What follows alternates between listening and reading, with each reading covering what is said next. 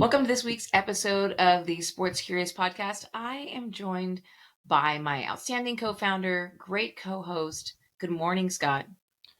Good morning, Amy. Thanks for the introduction. How are you today? Uh, I am well. I look like I've been out drinking all day long, but it's just purely allergies. Sure. I, yeah, I wasn't at Electric Daisy Carnival in Vegas with all your closest friends. We'll blame the allergies. Wasn't that this just recently in Vegas? It was this weekend, the weekend before the Indy 500. It's Coincidentally out at the Las Vegas racetrack.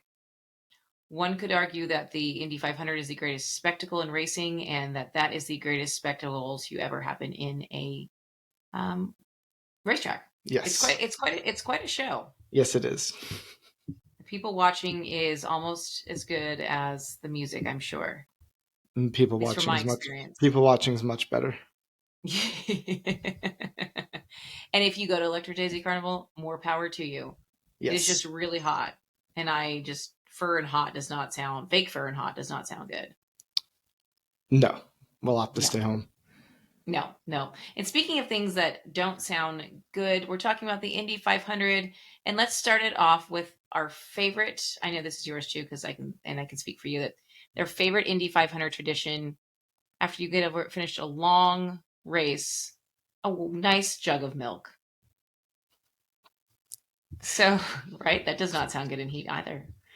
For those of you who don't know, milk is the drink of the winners at the Indy 500 race, which happens on Sunday of Memorial Day weekend. The tradition, it started with in 1936 with Lewis Myers, whose go-to drink after a win was a refreshing glass of milk. Interesting. An overjoyed milk executive, spotted the act, and the rest is history. So each driver picks the milk. They get to pick what they receive, and the options include whole milk, 2%, and fat-free milk. And Scott, milk, it quenches your thirst, said no one ever. This was obviously before Gatorade became a thing. I mean, people who work out drink chocolate milk when they're done, right? Sometimes. Yes, but they don't necessarily pour it all over their face after the Indy 500 in 95-degree weather. No. Gosh, I'm sorry, milk executives. That just does not sound tempting. Now, I know that is it the Dairy Council that comes out with a big announcement, I think, right before the race. And they're not supposed to be able to pick chocolate milk, but some of them do, right? Yeah, the Indiana Dairy Farmers Association is going to release the list here somewhere throughout the course of race week, and each driver gets to pick their option for when they win, so it's nice and cold once they jump out of that Indy car. And just pour the flash dance themselves with milk. Yes. You might as well end on a high note.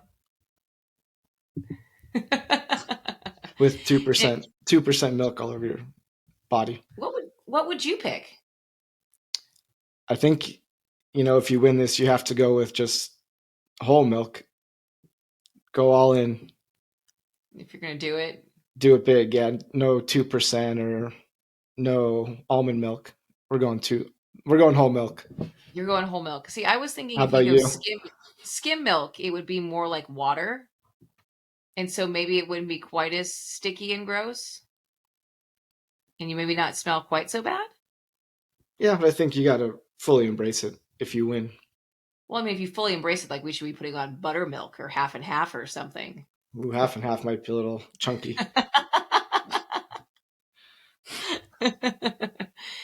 So the really cool thing, you've been to the Indy 500, and if I remember correctly, you went to like a monumental Indy 500. We were fortunate enough to go to the greatest spectacle in racing. It was the 100th running of the Indy 500, so it really is just a spectacle. Like the nickname says, just everything about it, the people, the partying, the cars, the pageantry. It's a bucket list item. I'd say it's one of my favorite sporting events I've ever been to. Really? Just Yeah, because of all of that? there's just so much going on around the race and in the race that It's just mind blowing, and That I would that's encourage anybody to go if they have a chance. that's really impressive because you've been to a lot of really cool sporting events. So I'm kind of impressed to hear that. Do you have any good stories you can share? There's a lot of partying, a lot of partying. I was kind of shocked at the amount of partying going on throughout the day, throughout the race, in like the 100-degree weather, and people surviving. Because they do a whole infield situation there. They do, and if you've watched the race, you may never have noticed, but like in the infield, something called the snake pit, which we just spoke about, EDC. So it's essentially an EDM festival in the middle of in the inside of the track, and the cars are so loud that you may not even know what's going on if you're watching the race. And there's probably people at the snake pit that don't even know there's a race. So it That's goes both really ways. that's kind of interesting. Hmm. And what's the place that you went to? Were you so I should clarify this. Scott went with my husband and my father-in-law and our dad. Um, did you go to the place with the hot shrimp cocktail? I did not. Unfortunately, St. Elmo's? I got there a day late. St. Oh, you Elmo's missed. is the famous steakhouse in Indianapolis with world famous shrimp cocktail, which is supposed to be incredibly hot. Yeah, their cocktail sauce is like fire, I hear. Yes, so I missed out, so I need to go back Well, for another Indy 500. we have friends who go every year, and they invited this year and couldn't go, so maybe we need to pencil ourselves in for next year. Next Memorial Day. Let's do it. Yeah. I think it's supposed to be. I think she said it's supposed to be like 85 degrees That or would be 90 incredible. degrees. It's Yeah, hard to because it's explain how hot it is there. yeah, well, it's humid, right? Hot and You're stuck humid, with all yeah, these people in the sun all day. all day. Um, I guess let's talk a little bit I'm going to totally just take us for a right hand turn here. Let's go Things for they a don't drive. do, things they don't do in racing, a right hand turn. Um, let's start with a kickoff. I mean, Jewel is singing the Star Spangled Banner. Um, what I found interesting, and I kind of researched this a little bit about maybe why Jewel. It was maybe her performance or her Joe Rogan podcast, which I very much enjoyed. It could have been that. I know If that's you one of your haven't listened, favorite episodes. it was so fascinating. Like her family was her homesteaders in Alaska. Are you any more badass than that? Yeah, she might have one of the most interesting backstories of all time. The story about the cat that ate the cheese and her grandma cooked the cat and then poured the cheese over it because the cat ate the cheese. It's like, oh my god, whoa. Only on a homestead.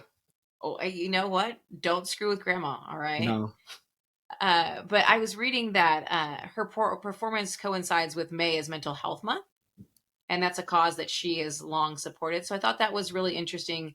And what I also didn't know that she is the co-founder and chief strategy officer um, for a virtual reality platform. Did you know that?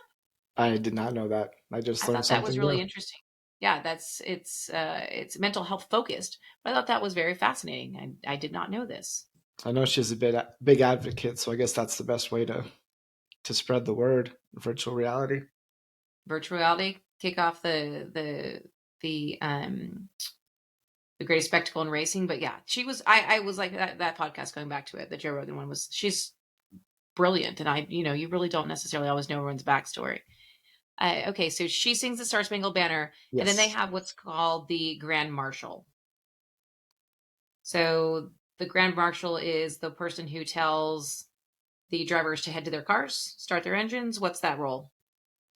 I mean, she really kicks off the race, and it's going to be Stephanie Beatrice. You might know her from Disney's Encanto. Excuse my pronunciation if that wasn't 100% correct. And also Brooklyn Nine-Nine, which I You're know it's been on TV forever, hilarious show. So I think everyone tuning in is going to, recognize her to start the race. She's going to give the order to the cars to start their engines. And it's fun. The thing that I guess I'll kind of drop this in here is, they used to say, "Gentlemen, start your engines," and then you brought in Danica Patrick and other female drivers who have been through the Indy 500, and now it's "Drivers, start your engines," which I love to see. Yeah, That's exciting. that's a big subtle but noticeable shift that they started, incorporating everyone, which is really cool. It is, and I have a feeling even when the first female raced, and I couldn't find any research on this to prove it one way or the other. When the first female raced, I believe they were still saying, "Gentlemen, start your engines." They hadn't quite branched out yet, so it's really cool to see that there is one female driver qualified for this year's race, but she was in a big wreck during practice, right? Yes, so Catherine Legg is the only female to qualify for the race, and as of this recording, unfortunately, she was in a pretty bad wreck in practice. The other driver in the wreck, I think, broke a vertebrae, so he won't be able to race. But at Oh. this point, it seems like she's still good to go. So fingers crossed. It's insane as fast as these cars go that they can have a what they would call a bad crash and still walk away and maybe pick up and race on Sunday. That's crazy. Yeah, it's a miracle. I mean, it really, really is. Uh, one of the things I think that's so interesting about the Indy 500, we've already talked about, obviously, the Snake Pit, which this year includes Subtronics, John Summit, DJ Diesel, who you know as Shaquille O'Neal, are all playing in the Snake Pit. But what I don't think people understand is how big the Indianapolis Motor Speedway is. It's massive, right? It's 250,000 permanent seats, and the average attendance of the Indy 500 is like 300,000 people. You think of a college football stadium, what's the biggest one? Maybe 120 Give or take. ish, Yeah, so give this or take. blows it out of the water. I mean, this facility is massive, and I learned the other day that it's BYOB. You can bring in a cooler of whatever you want, your own beer, your sandwiches, whatever you want. And I thought, well, that seems, my business mind thought, well, that seems like a silly way for them to not make money. And my friend who was telling me this said that they do that because they know they can't serve 300,000 people. There's just no way, which is mind blowing to me, right? We're capitalism. Like, let's charge $50 for a Pepsi. Absolutely. Especially here in Vegas, it's every game you're paying $20 for a beer. Yeah, when we went, that was one of the things we really noticed, that everyone just brought their own stuff, and it was fine. Coolers and coolers of beer, and no one cared. And hence the partying atmosphere. And just the pure size of the track when you get in there is like the Las Vegas Motor Speedway. You can see the whole track at one time, but with Indy 500, you can't see the whole track, so you have no idea what's going on. And you know the corner turns, you're just watching, hoping to come down the straightaway. I mean, that to me is just, it's what, 200, the infield itself is 253 acres. That's That's crazy. They, impossible to calculate, really. and And it what fit, is what, go ahead. I was going to say, that just the things that the other venues that could fit inside the track is just it's kind of a wild list. Okay, to give it to me. So we got Churchill Downs, where the Kentucky Derby is, Yankee Stadium, the Rose Bowl, Vatican City, Taj Mahal, and then we'll even throw in the White House and Liberty Island, all within this racetrack. Isn't that insane? I mean, when you really think about it, I mean, the White House isn't as big as you thought it was, It's not, probably no, from but school, but still, you can fit all of that inside the infield of this racetrack, which is crazy. And doesn't it have a golf course it does too? have a golf course, yes. So The whole golf course is inside. it's self-serving. Yeah, they've got the golf course. You can finish the race, go get in a few holes, drenched Drink in some milk. milk. Yeah, Go to an EDM concert with DJ Shaq, DJ Diesel. DJ Diesel. Yes, Sorry. Uh, you have been to a DJ Diesel show. What should one expect if they're going? I've been to multiple DJ Diesel shows here in Vegas and out in Chicago and Lollapalooza. He doesn't. He's not going to play the music you really think he's going to play. It's like more hardcore, like EDM mixes.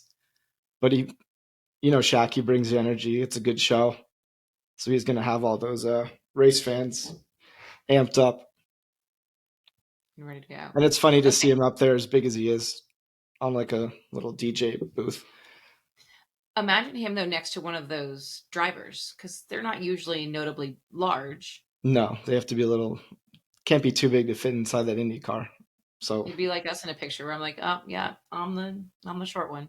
yeah, he could definitely pick them up over his head while he's playing and show them The off to the car crowd. or the driver? Probably both. Okay, before we wrap up, I want to talk a little bit about there's some racing terms that maybe if you're listening and you don't know racing that you want to be prepared for. Um, what does it mean to be a pole setter or on the pole? On the pole or pole setter means you had the fastest qualifying lap and you're starting first, which in this case is ideal. That way you don't get stuck behind traffic. You don't have any, fumes in your face, downforce with, you know, other cars around you. You want to get out to a good start. And And if I'm a and who has the pole this race? so Do you know? Alex Palou qualified with the fastest pole speed in history of the race. Ooh. So it certainly seems like this race is going to be just all time speed. Just they're basically strapped to a rocket with wheels. That sounds comforting. I'm sure their moms are all very proud of that. A little Well, bit if you're nervous. if you're in the pole position, absolutely. There you go. I don't know. My mother-in-law would be over there praying the rosary the whole time.